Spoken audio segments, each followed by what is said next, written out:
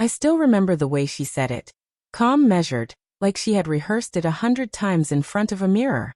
"I think we should try an open marriage," she said one night over dinner, pushing her pasta around the plate without really eating it. "It'll strengthen our trust, help us grow." At first I laughed. I genuinely thought it was a joke. We'd been married for 6 years, solid years, or so I believed. We fought sometimes, sure. But nothing out of the ordinary. We had traditions, inside jokes, a morning coffee ritual that made my day. But in that moment, watching her avoid my eyes as she stirred marinara sauce into nothing, I felt something crack. I asked her if there was someone else. She shook her head, too quickly. "No, of course not. This is about us, not anyone else." But the way she said us, hollow, like it was a placeholder for something she couldn't name, told me everything I needed to know. This wasn't about exploration. This was an escape hatch. A soft betrayal dressed as self-growth. I didn't say yes that night. I didn't say no either. I just sat with it. The way a man sits with a storm he can feel in his bones but can't yet see. Over the next few days, I noticed how much lighter she seemed, how quickly she started locking her phone again, how often she brought up freedom and individual identity in casual conversation. She spoke like someone already halfway out the door, who just wanted me to hold it open for her so she wouldn't feel guilty about leaving. I started remembering little moments, her sudden interest in solo yoga retreats, the co-worker she mentioned too often, the nights she stayed out late because the girls needed wine therapy. I wanted to believe her. I really did. I even Googled articles about healthy open marriages, trying to convince myself that maybe I was the one being rigid, that maybe love really could grow in the soil of shared freedom. But the truth was, I didn't feel invited into something new. I felt pushed out of something sacred. And in that silence between what she asked for and what I hadn't yet answered, I began to prepare for what she never expected, my own kind of openness. I agreed a week later, not out of excitement, but out of quiet resolve. "Okay," I said, meeting her gaze across the breakfast table. "Let's try it." Her eyes widened, not in joy, but in surprise. She hadn't expected me to say yes.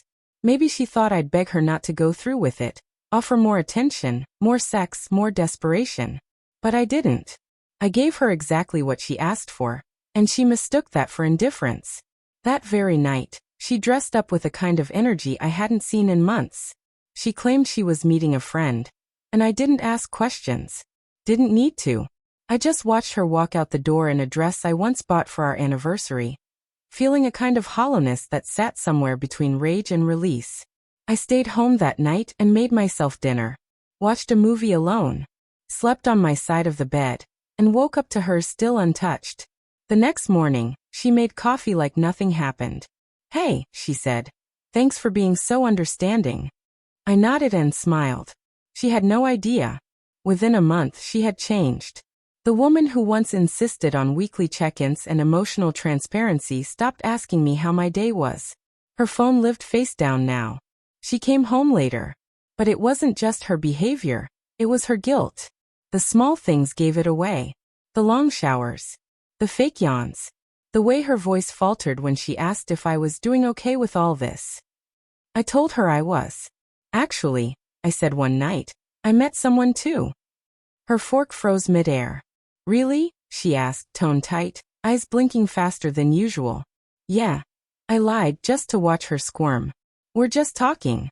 But it feels honest." I watched her swallow hard, suddenly aware that I wasn't sitting at home waiting for her crumbs. The irony?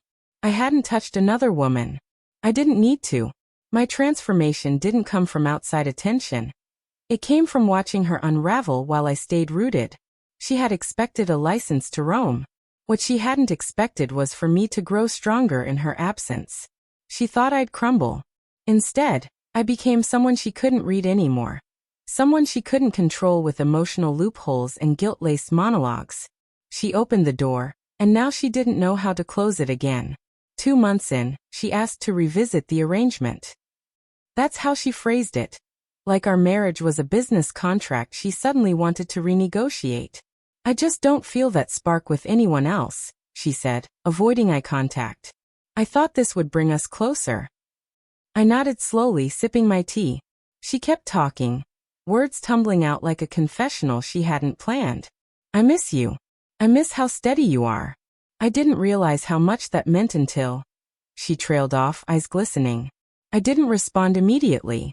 I wanted her to feel it, that space between her choices and their consequences. You said it would strengthen our trust, I finally replied. And now I trust you, to choose yourself every time. Her face fell. The truth wasn't a weapon, it was a mirror. And now, for the first time, she had to look directly into it. I moved out a week later, not in anger, but with grace.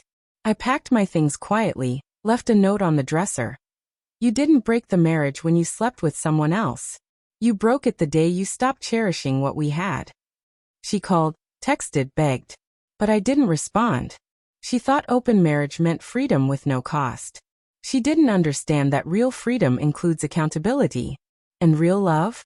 It doesn't require options to feel alive. I hadn't touched another woman, but I had discovered something far more dangerous than infidelity. I had discovered clarity. I realized I had given everything to someone who treated love like a trial run, and loyalty like an inconvenience. And once you see someone clearly, it's impossible to unsee them. Months later, I saw her at a friend's wedding. She looked smaller somehow, not physically but spiritually. She smiled when she saw me, hopeful, unsure.